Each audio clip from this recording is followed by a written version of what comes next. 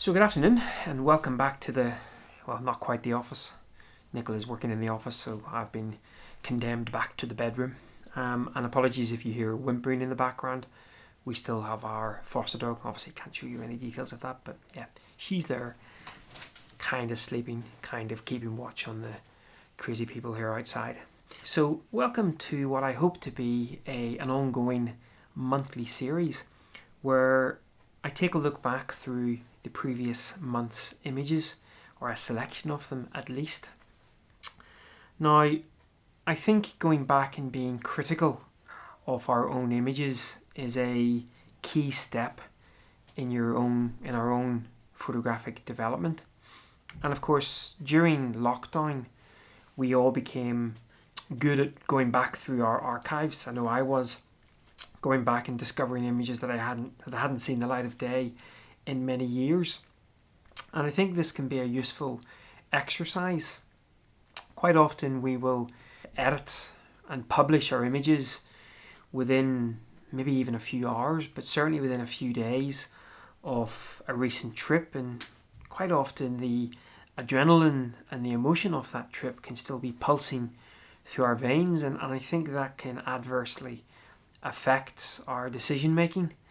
I know a number of photographers who will leave quite a lot of distance even between a trip or a photo session and an editing session. But even if you have done those edits, maybe some weeks afterwards, I think it still can be useful to go back and just with fresh eyes take a look at those images and see whether or not any improvements can be made, or whether you can see any particular flaws in the image. And of course you might even find that some images that maybe weren't standing up at the time now start to appeal. So that's what we'll do. So we'll jump across to the screen and we'll take a quick look through the month of May's images. Now, a number of these you may have already seen before because they did feature in a number of the vlogs, but hopefully you'll still gain something from this little look back session. Okay, so if you had watched the YouTube vlog, and I'll put a link up here, you will have probably seen this image before. Now, this was my first trip out with the camera in earnest since lockdown restrictions started to ease. And I can say it probably shows with the images. First thing that really strikes me with this particular image is the white balance. I'm not a huge fan of it's a little bit warm. Well, first of all, it's a little bit warm in places that it probably shouldn't be warm. So maybe the sea, and also the overall sort of feel of the image is sort of slanting a little bit too much to the magenta tone. So that's the first thing. Secondly, I just don't think there's a lot going on here in the background. Now, I love the clouds, and I really love clouds that kind of transition to corners of the frame, especially if you can maybe have that as a repetition of maybe something in the foreground, some of the textures in the foreground. And in fact, I'll put an image up now of where I perhaps used that to the best of its ability. That was an image taken a couple of years ago. Anyway, back to this particular image. So yeah, I don't think there's a huge amount going on in the foreground, in the background there. If I open the image up in Photoshop and kind of show you some of the edits. So this is the image now. Actually, I ended up doing a slight little bit of focus stacking just for the sort of the immediate foreground elements. And actually, I don't think I needed to per se, but I just did it anyway, just because this was probably only about half a foot away or so. So there's a bit of focus stacking going on here, and you can see that one of the things I kept in with the focus stack was I also reduced the amount of wave flowing over here, which I thought worked a little bit better. I then applied a curves adjustment, but that was obviously just so you can see here. There's actually a layer mask. If I disable that layer mask, you can see that it's kind of does something a bit wacky for the whole image. So it's just actually affecting the sky. I then have a full photo filter applied. Now the photo filter itself is only touching the rocks. You can see that again. There's actually a layers mask in there. So that's only applying that photo filter to the rocks. I then did another levels adjustment, this time just lightening up the foreground a little bit, and that's kind of what we ended up with. The white balance just a little bit, and I'm not sure, I mean, I could probably cool it down just a touch, get rid of some of that magenta maybe. Overall though, not a great image, but the whole point of that evening was simply time out with a camera, and that was, you know, all I was really concerned about. So it was actually a good evening in the end, despite the images. Okay, so an image, again, I think this appeared in one of the vlogs, maybe it didn't. It was a stunning evening. In fact, yes, it should have appeared in one of the vlogs. It was a stunning evening from a light perspective. It looked originally as if we weren't going to get any light, really dark, foreboding clouds. But we actually got some little shafts of light coming through, and just perfect kind of weather for a photographer, that lovely storm light. Again, though, it's an okay image. Now, I loved the light. I think I spoke about this in the vlog. By the time lockdown was over, most of the really nice thrift had disappeared from the headland around here. And I think it really shows here. Yes, there's some nice thrift kind of in and around the sort of edges here, but just this area of cruff, as I like to call it, I'm not sure that kind of works. Now this is the full frame, and even if you wanted to crop it, obviously what you'd end up doing is you'd end up losing that kind of nice natural curve kind of coming through. So I'm not hugely enamored with this big bit of sort of space, cruffy sort of ground here.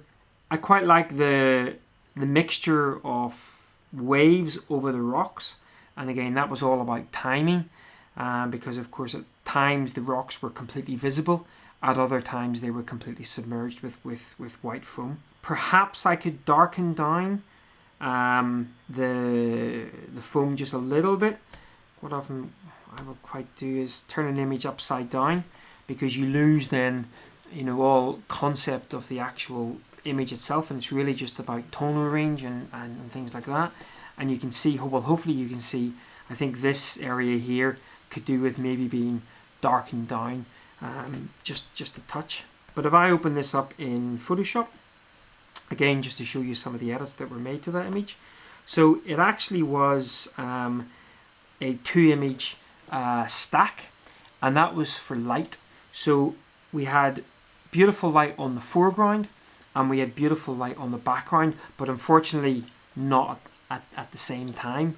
And so this was the image that I used for the foreground, and you can see that we've got some lovely light here on the foreground. Just a shame we don't have a little bit more nice interest in the foreground. And then if I put this image in, you see that you end up getting some nice light on Ramore Head in the distance. And as luck would have it as well, I actually quite liked the wave form in this one as well. You can see the difference here. So here you kind of lose a lot of that sort of the feel, or that you lose a lot of that sort of look of the rocks below. I also wasn't too happy with the sort of the way the waves had gone sort of in this midground. And so this second frame, which I blended on top, mainly for the light, I preferred the sort of feel of the waves over the rocks. I then had a curves layer, and that was just to darken a little bit more of the sky. I brought a little bit of vibrance out, and that really just brought out, if you look closely actually here, you can see that it's actually just bringing just a little bit of vibrance, very subtle, to those flowers and to that foreground. This is then just all the layers merged into one. I then started, you heard me talking about darkening those waves, and I think this is where I could probably darken things a little bit more. So you see that I actually have a layer mask, and so it's only darkening the bits that are in white, and you can see again that little subtle change. I mean, I could probably bring that down even more, maybe just a touch, just to sort of reduce a little bit more of that glare. I probably want to tidy that up a little bit because we've got some sort of darker edges. and then there's just a little bit of a manual vignette. So again, it's an okay image, but I think it's mostly let down, in my opinion anyway, by this huge amount of sort of space here that doesn't really have a lot going on for it. And maybe now that I look at it, yeah, there's maybe just a little bit too white foam going on, but the light that night was spectacular. Okay, so another image from the same evening, and hopefully you'll agree that the light was rather nice indeed. I just think that there's a number of things that I could probably improve with this image. So my eye initially was looking at this little silhouette of the thrift, and I love little sort of small details within a frame. But perhaps I sort of positioned myself and based the frame around that silhouette a little bit too much, because what that has meant, I think this creates a little bit of an imbalance. Now, there is a natural kind of curve in the grass here, and so I think if I was to move myself just maybe 1 or 2 steps to the right, that would maybe sort of benefit a couple of things. One, it would help this curve to kind of maybe come from that bottom corner a little bit more. We would give a little bit more space to this bit of thrift, and especially to the silhouette. We would hopefully remove a little bit more of this darker area. The concern being that whether or not we would get a little bit too tight or crop out part of Ramore Head. Now obviously I could change my angle, but I think what I was thinking on the evening was if I changed my angle, I would lose some of the impact of that silhouette. But now that I'm looking at the frame, I actually think that repositioning myself and losing sort of the impact of that thrift silhouette would have actually made for a stronger image. A couple of other things, sort of as I've mentioned before, this little patch here perhaps a little bit too dark, and there's a bit of a bright spot here. So what I did was I actually went in and made a couple of changes just in Lightroom in this duplicate, and hopefully you can just see that. So a bit brighter and darker bright spot in the edited version. Now looking at it as well, I think there's a little bit too much sort of warmth maybe in this sort of foam on the sea. So maybe I would have brought that down a touch, and maybe brought down the tone of the rocks just a little bit. I don't want to lose too much of that warmth, but maybe just a touch, maybe not. But I think mainly the thing that's letting down this image is just the composition, and again, just a little bit too tight here on the top left hand corner. So I think I was so focused on trying to make the silhouette feature part, a prominent part of the image, that it really let down the rest of the frame. But beautiful light, really nice light. Okay, so up, I'm not sure whether I don't think this was the same evening, but another evening up on Black Rock. Now, I like this image. I loved it. I don't often shoot wide, and this is with the Fuji 10-24, which is what I'm recording on here. I don't often shoot wide. This is at 11.5mm. Certainly don't often shoot that wide, but sometimes it's quite nice. Now obviously that really does mean that you want something nice in the foreground, and it took me a while to find enough to thrift and actually make this work. But actually what really is appealing to me is just this sort of curvature out along here, and how the tones, the sort of evening sun is kind of illuminating that, and I also love the fact that the sun is actually quite diffused, just with a nice little sort of band of cloud going across it. I wanted to emphasize the texture and the light on the rock, so obviously I've got myself relatively close to that foreground rock, and I've tilted my camera down. But what that has done is it has meant that there's not a gap here between these two bits of rock, and I know that I kind of meant to do that because it was one or the other. I had to bring myself up and lose a lot of the sort of dramatic close-up of the foreground rock. but I would prefer if there was just a little sliver of light coming down, mainly because if you look here, we've got a little bit of a curve going this way, and then we've got a little bit of a curve following the thrift back out again. And what I really wanted to do was a curve through here. Now, you've obviously got just the remnants of that wave, which kind of curves you out, but my preference would have been maybe for the eye to come back in through here and back out towards the horizon. But I just think that losing that gap there maybe limits it just a touch, but not a huge deal.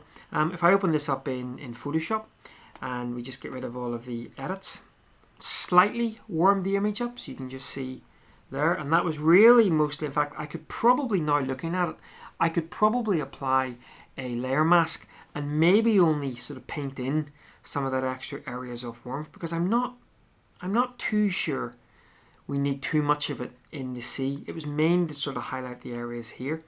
Now, I also applied a little bit of an Orton effect, but you see that I actually have another layers mask applied here, and the layer mask actually is only affecting the highlights of the image. So if I was to disable the layer mask, you see actually that we get a lot more of that Orton effect coming in. It becomes quite unnatural looking. But if I just enable this layer mask again, and if we zoom up to maybe some of the areas, so let's see whether that's gonna, yeah, so you can see here, so that's with the Orton mask off, and that's with the Orton mask on. And what I was trying to kind of replicate here, if you imagine this particular evening, there was a little bit of a breeze coming through, almost a little bit of the sea spray. So I didn't want it across the whole image, really just in the brighter parts of the image, and then just a little bit of a manual vignette that I like to use as well. But I quite like this image, which is unusual for me with a wide angle lens, especially sort of 11.5mm. But yeah, I think it worked out relatively okay. You can't have everything, I guess.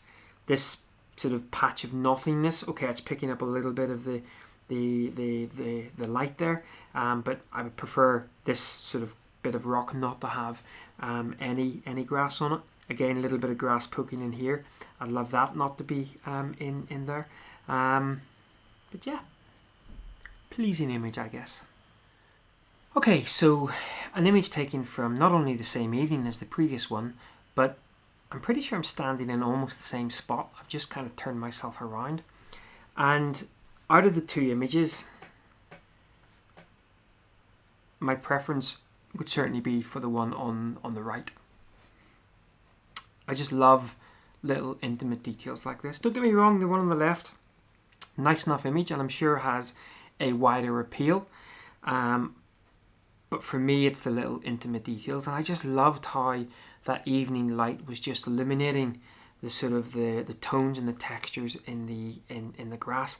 And actually, an image such as this, with in those individual blades of grass being illuminated with different luminance throughout, worked really well printed on a sort of textured matte paper. So I just love images like this here. And this really, I actually wrote a blog post on this as well, how following that kind of little inside voice that sort of tells you what you really want to take, or what you should be taking rather than maybe what you are taking. Sometimes we go for the more appealing image that we think the crowd is going to like, and ignore that little voice inside your head that actually says, actually, you should probably be focusing on something more like this. And that was one of those evenings where I'm glad I was there and I captured a nice sunset image such as that. But this image from the evening will always be my favourite. Now, not without its flaws. Top right hand corner, in fact, let me just bring that out and bring it out. Top left hand corner, sorry, just a little bit of the bank coming through there. I love the sort of, there is a sort of little bit of a sort of sway of the grass coming through. But yeah, just especially the light sort of at the tops of those reeds. Now, I've done very little to this image in post. So here's an image, I think that's completely reset, yeah, So one thing I did do, and you'll probably hear me talking about this quite a lot until Fujifilm decide to update things, I'm falling out of love more and more with the 3:2 aspect ratio in portrait. I just think it's too long and too thin. And so I've actually cropped this in to a 4:3, and I think it just is a little bit more appealing. But you can see that maybe just slightly warmed up the yellows a little bit, just slightly warmed the image up a little bit. But beautiful evening, and I just love little intimate scenes such as this. Okay, so another image from a vlog, and I'll put the link up here somewhere. And this was a lovely early morning out, very local to where I live again. And I love this area. It's an area that I had explored quite a lot, even before local became the new norm. The rocks and the textures are just beautiful. And in fact, I've got a couple more ideas of a couple of additional shots from this area. Now, it had been quite a dry spell. Unlike today, it's absolutely bucketing down out there. And so in this hole here, a lot of sort of cruffy water, unfortunately. But I just loved the textures of the dried seaweed. This was, its actual colour, a real sort of luminous, sort of yellowy orangey tone to it. And there's almost a little bit of a face going on here as well. Now, as always, I think there's improvements to be made to the image. So even though this is a crop from the 3:2 down to a 4:3, I believe, yep.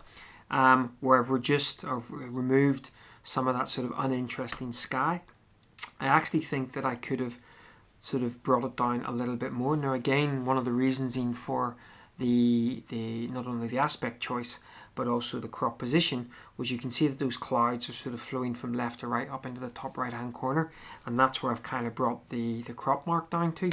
But I think I probably could have brought it down just a little smidge more, just to sort of emphasize a little bit more what's going on here. There's just a little bit too much darkness. And now I look at it as well, I can't remember if I was using a grad. Nope, it looks like an HDR image, but there looks to be, it might have been a polarizer effect. This looks to be just a little bit dark. So looking back at this again for a re-edit, I think I would use a radial filter and just lighten this area up if I was going to leave the crop as it was. Down the bottom left hand corner, I think it's a little bit too dark. Now, I'm not afraid to leave dark shadows in there, but I just think that there is some lovely textures in there. So maybe just coaxing those out just a little bit. So if we do another one of those Lightroom comparison jobbies. So the original image on the left that I published, and now the image on the right, just with a few small tweaks. Number one, you see that I've now brought that crop down, and I still think it works okay. Sort of still leads up into the right hand corner. But what I've done as well is just using a radial filter, I've actually just brought out the shadows just a touch, really not that much. So if we let's bring that image up and let's look at the... So yeah, I've just brought the exposure up actually just a touch. Don't want to bring it up, crazily, but just a little, just to sort of see just a little bit more of the detail going on in there. And that's really all that I would probably change about that image. I think it's quite nice, beautiful light, lovely textures, and a reminder of a rather pleasant morning. Albeit, I think this was about 3:30 or something in the morning, but yeah, lovely. So, final image from the little mini review, and this is the one that got away, and I think I spoke about this in the vlog. The clouds above the rocks here were stunning, but unfortunately when the clouds were stunning above, they really were kind of doing this lovely, in fact it's the second time that the clouds have teased me in this area, but they were really kind of forming some lovely curves up in the sky. But at the time the clouds were kind of doing their thing, there was a bank of clouds on the horizon that was really stopping the strongest of light coming through.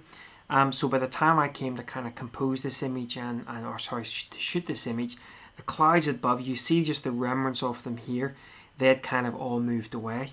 Now,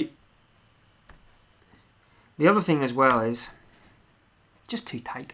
I honestly don't know what I was thinking. Maybe it was a lack of caffeine early morning, but we're just too tight up in the corners here, and there's not a lot I can do about it. And then doubling on that there, I mean, I love this sort of little line coming through here, but I would have loved to have sort of had a little bit more of it out to the sort of edge of the image. So, well, what are we shooting at here? This is 10mm. So take a step back, Nigel. There must have been reasoning behind it. It looks like maybe things get a little bit messy out to the right hand side, so maybe that was part of it. What I loved though was the light on the rock, just that lovely soft early morning light. The sun had risen, it had risen through a couple of sort of layers of diffused clouds, and it was just casting some absolutely beautiful light. It's an HDR sort of merge in Lightroom, but I just absolutely loved the side lighting on those rocks, but really disappointed in myself in terms of the sort of tightness of the frame. So, and of course, from a nature perspective, the clouds had all but moved away by that point. One that got away. I should get that on a t-shirt. So there you go. That's my little mini review of May. Now, understandably, with coming out of lockdown and really just getting back to sort of picking the camera up and picking the vlogging camera up as well, I wouldn't say there's anything in those images as a whole to write home about. But I think the time period throughout May when I was shooting was more about being back out with the camera. As always, I love little intimate scenes, and so the one with the grass and the late evening light on the grass, and surprisingly the wide angle image of sunset up at Black Rock. But there were a number of images that, you know, even though they've been published on the vlog, now that I'm having a chance to look at those again, I think they're going to sort of fall short and not really sort of go any further. But at the end of the day, the whole point of this here is to sort of grow, and I think the only way that you can grow is to be critical with your images, and that means you know realizing that and being honest with yourself that the images themselves could do better. So I think if we were doing a school marking, would maybe give me a sort of average 5 out of 10. Anyway, well, hope you've enjoyed this little review. Now we're now sort of, I don't know what date today is. It is the something of July, and obviously that was May's review. So hopefully before the end of July, I'll get June's review out, and then we'll start to sort of do a monthly review looking back at the previous month's images. So, but yeah, hopefully you find this useful, and until next time, take care, and we'll see you later. Bye bye.